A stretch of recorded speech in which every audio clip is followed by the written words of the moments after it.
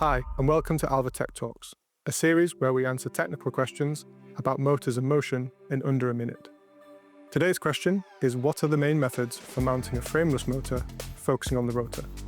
A frameless motor is a rotor and stator without a housing, shaft or bearings. Here are some practical solutions to integrate a frameless rotor into a mechanical assembly. Press fitting a rotor onto a shaft is a common solution.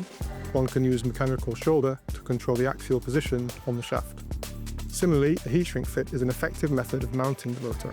However, the magnets must not be heated to achieve a clearance fit. Heating magnets can risk permanent demagnetization and therefore ruin the motor performance. Cooling and shrinking the rotor shaft is the preferred method. Combining both press and heat shrink fits with an adhesive bond line will aid in securing that fit. Adhesive bonding can also be used without an interference fit. The glue line should cover approximately 50 to 75% of the actual rotor height, but take into consideration the adhesive groove size when designing the joint to achieve the necessary bond strength. Thanks for watching this episode of Alva Tech Talks. Have a question? Drop it in the comments and we might feature it next time.